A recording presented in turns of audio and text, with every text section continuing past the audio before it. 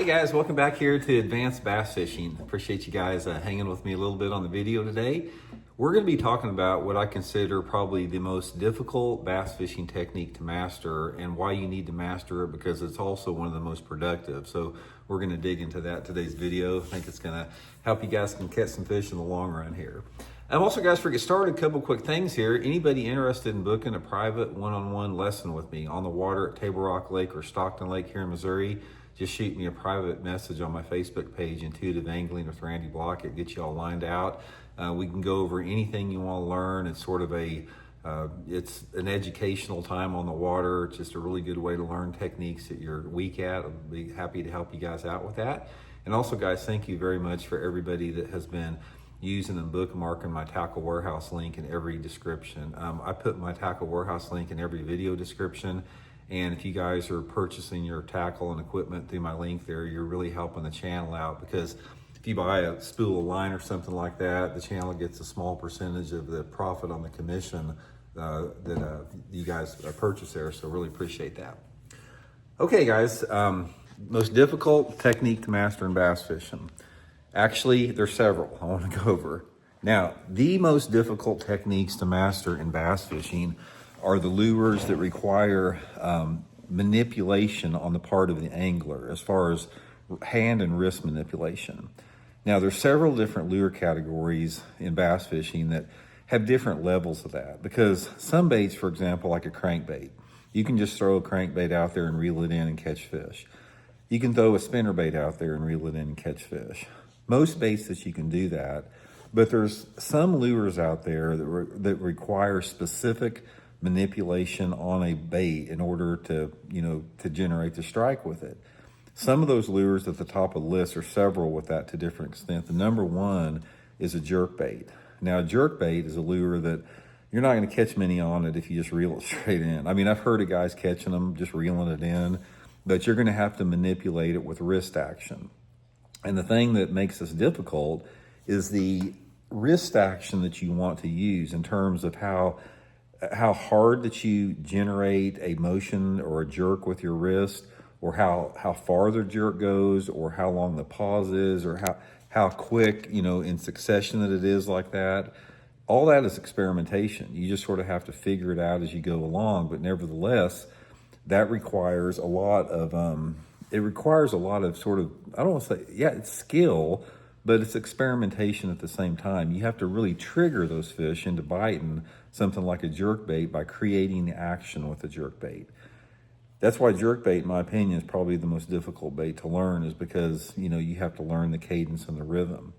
Another bait that is sort of in the same category there is like a fluke. A fluke is a bait that requires wrist action. And as far as the darting action that a fluke has, sometimes you have to let it sink. Sometimes you have to jerk the bait your rod tip has to be at a different angle depending on what you want to accomplish out of it. Very similar to a jerk bait, except, it's a little bit more user-friendly. Floating worm is another one. A floating worm is a bait that you just can't throw out there and reel in. You got to put wrist action on it. And there's other baits out there that you have to put action on in terms of like a stop and go retrieve.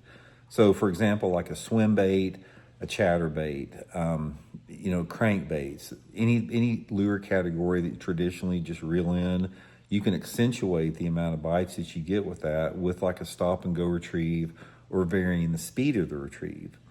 Now, this is one aspect of fishing. When you're talking about fishing these difficult baits like a jerk bait, a fluke, a floating worm, something in those lines, there is a combination of the type of cadence and retrieve and manipulation you put on the lure in correlation with the speed of your retrieve.